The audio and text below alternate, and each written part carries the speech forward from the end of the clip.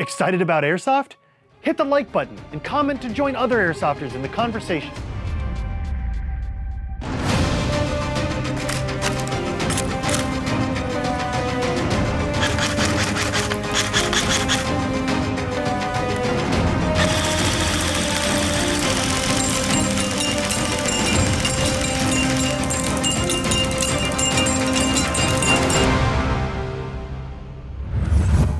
What's up, Airsofters? I know what you're thinking. That's an M14.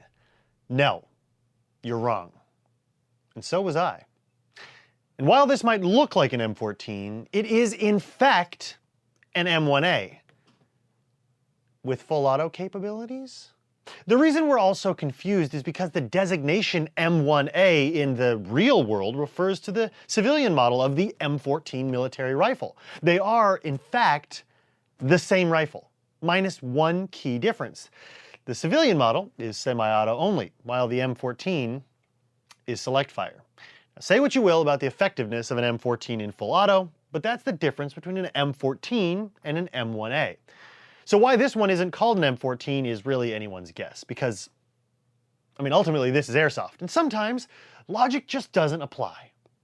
Nomenclature aside, this is one stunning replica that is sure to win you over, especially if you're a fan of the good old wood and steel battle rifles. Not wooden steel, wood and steel.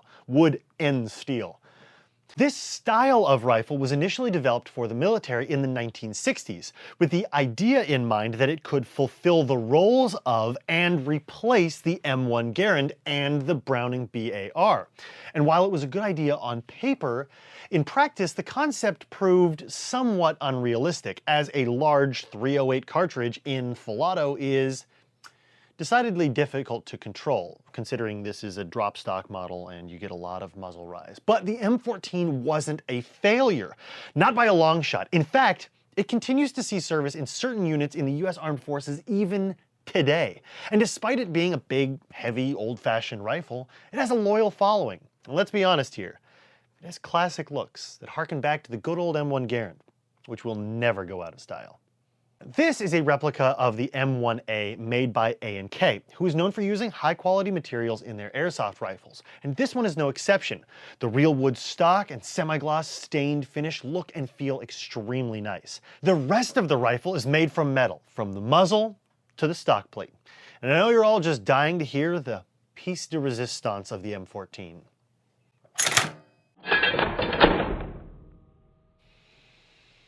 Oh yeah. That's the ticket. Since this is a design from before the days of modularity, there isn't a single piece of Picatinny anywhere. In fact, this metal attachment here is not, as I initially assumed, an adapter for an optic mount. No, this is a stripper clip guide slot.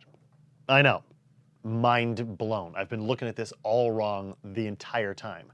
And another testament here to the attention to detail that A&K provides with all of their airsoft replicas.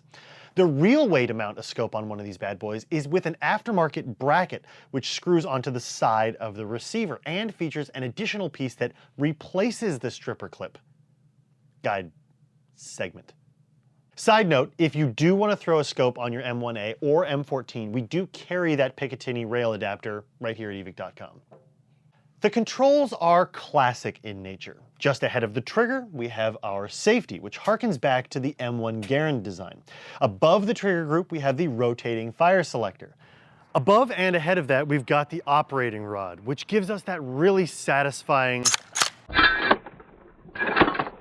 sound and action when racked.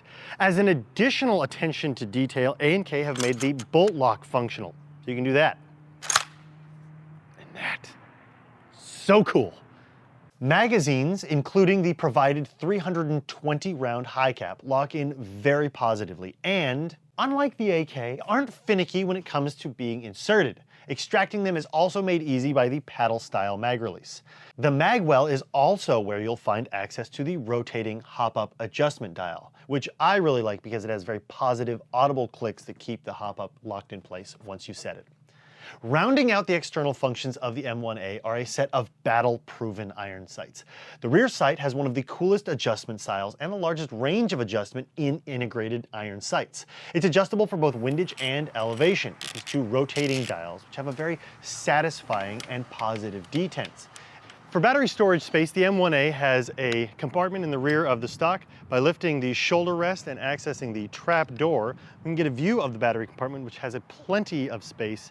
We were able to fit a 1250 milliamp hour stick type battery. You could probably fit something a little bit larger, but because there is a lot of excess wiring, get a little bit creative when tucking it so that the trapdoor closes nicely. And finally, a pair of sling loops for classic styled slings, which we also carry at Evike.com. I know a lot of us are huge fans of QD, but these are so nostalgic. With our examination of the beautiful A&K externals complete, we're headed out to the range. Our FPS test showed an average of just over 360 FPS and about 15 rounds per second on full auto when using 0.20 gram BBs and our Matrix 1250 milliamp hour 11.1 volt LiPo battery. At 50 feet, this A&K M1A was able to land all 10 shots on our 6-inch plate and placed almost all the shots in the center zone of our Evike Professional silhouette target.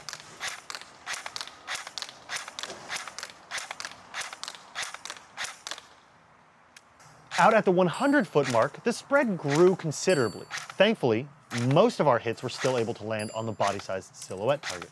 And while this M1A could certainly be upgraded with an inner barrel, hop-up bucking, and nub, the out-of-the-box performance is impressive. Shooting the M1A, I'm immediately reminded how far modern battle rifles have come in terms of ergonomics and usability. But that's not to say, however, that the M1A or M14 in general is lacking. It's comfortable to shoulder, and the drop stock and easy adjust sights make target acquisitions, even with a mask, an easy task. Sure, the selector takes some getting used to, but the whole system is really rewarding to use. And now that we've delved into the ergonomics and performance a bit, let's take a look at the internals to see what makes this M1A tick. Much like other M14-based AEGs in Airsoft, the M1A uses a version 7 gearbox. While there are some differences in the orientation of things as compared to the more widely used version 2 and version 3 gearboxes, there's no shortage of replacement aftermarket and upgrade parts available for the version 7 gearbox. The short type motor has ferrite magnets and all the wires are soldered on, which means you won't need to worry about loose connections. This does mean, however, that any future wiring changes or motor replacements will require basic soldering skills. Inside the gearbox, we have a version 7 gear set. The V7 utilizes a smaller spur gear than more common gearboxes like the V2 or V3. All of the gears ride on 6mm bushings, which is great for higher durability, higher FPS builds. The compression components include a standard-sized polymer piston with a single metal tooth, a standard-sized ported polymer piston head, and again a standard-sized non-ported brass cylinder. Two breakaways from the standard sizing are the polymer version 7 cylinder head, which utilizes a single O-ring for compression, and a clear polymer version 7 length nozzle with no O-ring. As with many stock standard AEGs, this M1A could definitely see improvement with a version 7 compression kit, which is available on our website. Lastly, powering the compression components is an M120 spring and a polymer spring guide with a bushing. The A&K M1A has quite a bit going for it. Its vintage styling, classic controls, and the use of natural materials that are not only nostalgic, but also refreshingly fun to use. And if you're the type that can appreciate some old-fashioned wood and steel on your battle rifle, then the A&K M1A is the right AEG for you. Get your own right here at Evike.com. Thanks for watching.